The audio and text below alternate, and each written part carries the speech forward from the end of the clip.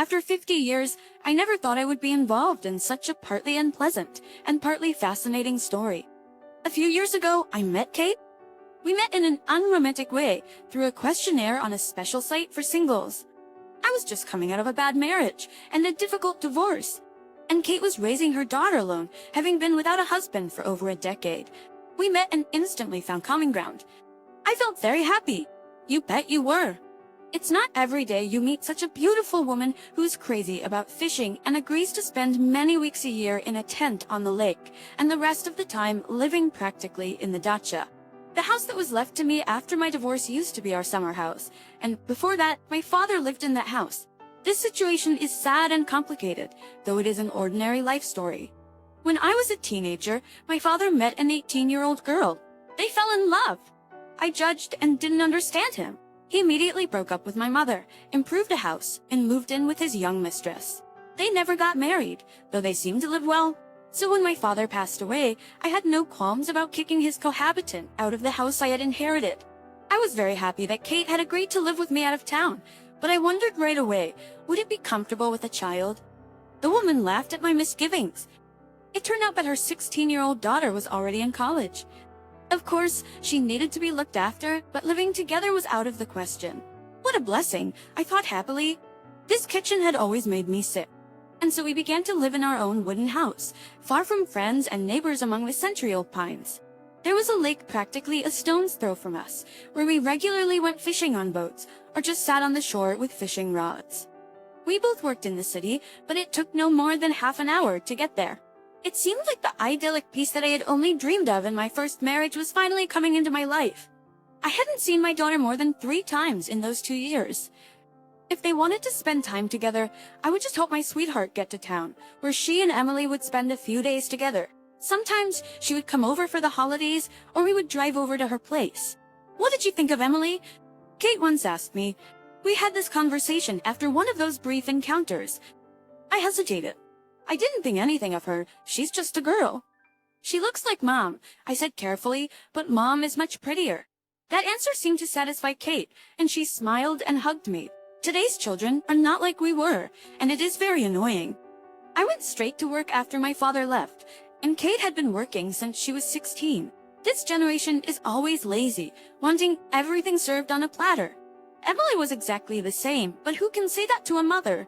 As for looks, the daughter does look a lot like Kate, the same regular features, thick blonde hair, and an exact copy of her figure, but 22 years younger. That's a lifetime. It takes away little by little the sharpness, the sparkle of the eyes, the shine of the hair, the stature, and slimness. We resist, but we have lost this battle beforehand. So I had to cheat a little bit here too. This day started out like any other. We got in the car to get to work. Kate wasn't herself, but I figured she'd tell me everything when she was ready. Emily is really upset with me.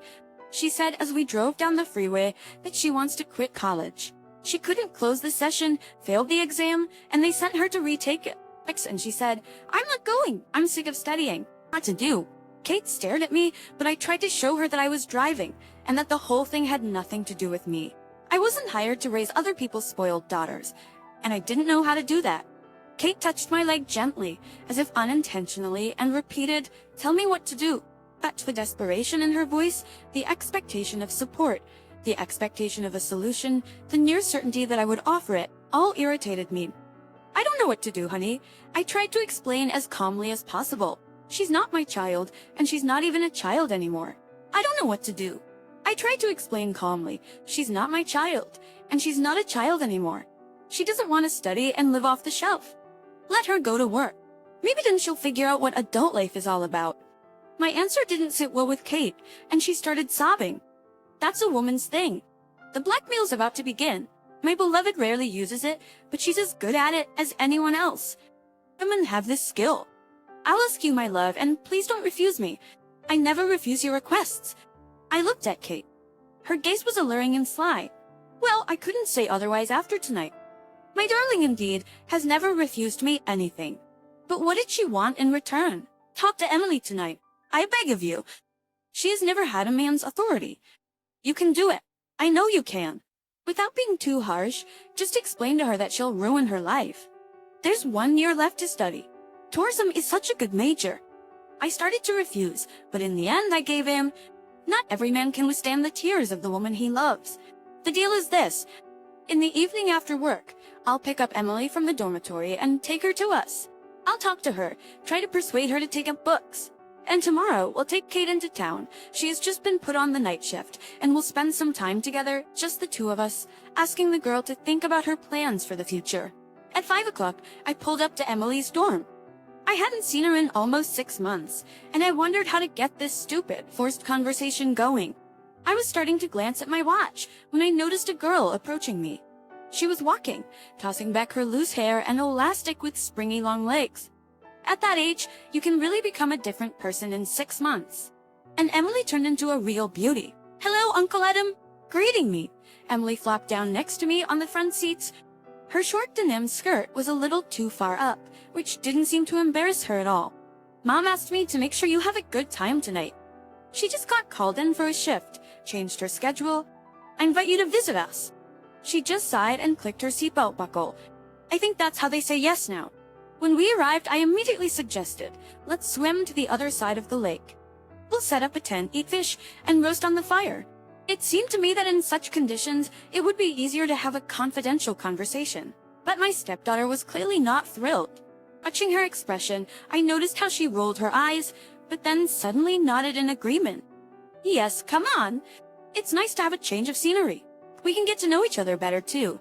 I packed everything we needed, and off we went. It wasn't a long trip, so I untied our boat, which was lurking in the reeds, and we rowed. Emily sat on the bow and looked thoughtfully into the distance. She was still in her short skirt and tight swimsuit. She threw off her shoes and threw her long, tanned legs over the bench. I couldn't help thinking that Kate was next to me. After all, she was the one we usually took these little hikes with. It's a good thing I brought her mom's camouflage outfit for her, or in that outfit, the mosquitoes wouldn't leave much room on her. Once we reached the opposite bank, I quickly set up the tent, and Emily asked me to gather firewood. In 5 minutes, she returned almost without any wood, scratching the bit in place. The girl looked ridiculously miserable. She only now realized how inappropriate the clothes she had chosen. "Grab and go change," I said, handing over the camouflage and boots. Emily quickly ducked into the tent and wrestled around inside. In my mind, I scolded her for not closing the tent properly, as it would attract a whole swarm of mosquitoes. I hurried over to button the opening, but couldn't resist peeking inside. Despite Emily's attempts to hide it, I couldn't help but notice how much skin was exposed in her mermaid-like outfit with her hair cascading down her back. I couldn't look away, even though I knew I should. Emily bent down to tie her shoelaces, revealing even more skin. Suddenly, she threw her hair back and caught me staring. I froze in horror for a moment before she turned away and continued getting dressed. What must she have thought of me with my burning gaze? When Emily emerged from the tent, I had already started a fire to keep the mosquitoes away. As I set up the fishing rods and tried to relax, Emily expressed her frustration at not knowing how to fish. I reassured her that it's not difficult and offered to teach her. My stepdaughter then made a comment about always learning from older people, causing me to almost hook my own finger in surprise. I exhaled in relief, hoping she didn't know what I was thinking earlier. As we cast our lines into the water, I explained the importance of not getting distracted and how to properly reel in a fish. Emily listened attentively and soon caught her first fish, letting out a triumphant shriek and hugging me. I couldn't help but feel uncomfortable with her closeness. After catching enough fish, we cooked them over the fire and sat down to eat. As the evening turned into night and the stars appeared in the sky, we were grateful to be near the fire where the mosquitoes couldn't reach us. "You're a smart girl, Emily," I complimented her. "You catch on quickly. Why don't you want to study?" Emily's response hinted at her mother's influence, causing me to feel dissatisfied. You know, I think for beautiful women, the value of education is greatly exaggerated. I grinned, ignoring the subtext. Education is important for everyone. Your future depends on it. Tourism is a very interesting and exciting job. You like adventure. I'm much more interested in other adventures. And what's wrong with a girl having no education? If a man likes you, he's not looking at your degree. But you don't want to be looked at all your life through that lens, do you? I tried to change the subject gently. "What's wrong with being good at it?" "With no offense," she asked. The girl looked at me directly and unashamedly. In her dark eyes, the shade of inky sky reflected the fire from the fire. "Emily, I wish I could put you on a pedestal for saying that." I threw it back in anger and embarrassment. Absolutely. I'd like to put you on the spot, Uncle. What's a coup? My stepdaughter naively inquired. I explained to her the meaning of the fishing term, secretly glad that she was not aware of its second meaning. Oh, you, that's disgusting. She wrinkled her nose at Emily. And you're a bloodthirsty man, Uncle Adam. She laughed, and so did I. It seemed to make sense why so many people were attracted to young people. It'd make you feel 20 years younger, too. Just the years I had been missing out on because of family problems. We laughed, sat for a while longer, and then my companion went to bed. At least what I could do, I did. I taught us some fish for breakfast and went to my tent too. I fell asleep instantly before I even had time to lie down. I woke up in the middle of the night to a quiet rustle. I listened without lifting my head, and the soft, smoky scent fell in my face. For a woman's face, with eyes that sparkled like a cat's, leaned toward me. It was like an obsession, but very pleasant. The girl gently touched my cheeks, my neck, my shoulders with her snowy fingers, expertly freeing them from the camouflage jacket. Emily doesn't have to. I said quietly, not too sure. Really worth it, my mermaid whispered. The warmth of her embrace was inviting and fresh, like the smell of sun-warmed flowers. Without remembering myself, in a half-dream, I hugged her back. Strangely, there seemed to be nothing objectionable going on. How many times had Kate snuggled against me, kissed me the same way? They looked so much alike in the darkness. But I seemed different to myself, young, energetic, full of energy. I inhaled the sweet scent of her neck, lowered myself. I couldn't resist any longer. Waking up before the dawn. Waking up before the sun, I looked around. Beyond the tent wall, the sun was beginning to rise. Emily was sniffling sweetly next to me, her hair parted in her sleep. I got dressed and went outside. Smoking cigarette after cigarette, I belatedly lamented and complained bitterly about my carelessness. And how could I have ever judged my father in my time? At least he loved that woman. Why, and why did I do all this? Emily woke up quickly. She wished me a good morning, as if nothing had happened, and asked when we were going back. We quickly cleaned up the camp, and without even eating breakfast, we started on our way back. We didn't talk, just as we had on the way back to town. Annoyingly, I noticed that I was the only one who felt uncomfortable. The girl felt quite at ease. I stopped the car at Kate's work, and we waited. Then Emily broke the silence. Uncle Adam, she said slowly, don't worry, nothing happened. I was angry at my mom, but it's gone now. She's right. You should study more and walk less. Just stand up for me in front of my mom. Don't let her take away my pocket money.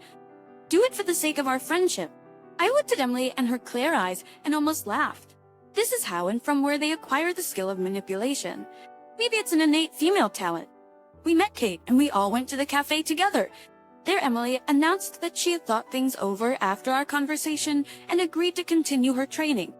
My beloved was over the moon.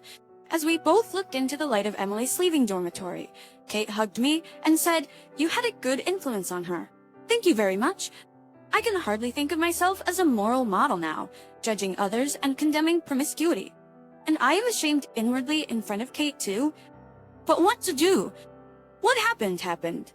The truth is, looking into Emily's clear and innocent eyes, I cannot easily believe in the unreality of what happened. Maybe this whole betrayal thing was all in my head. Nothing really happened.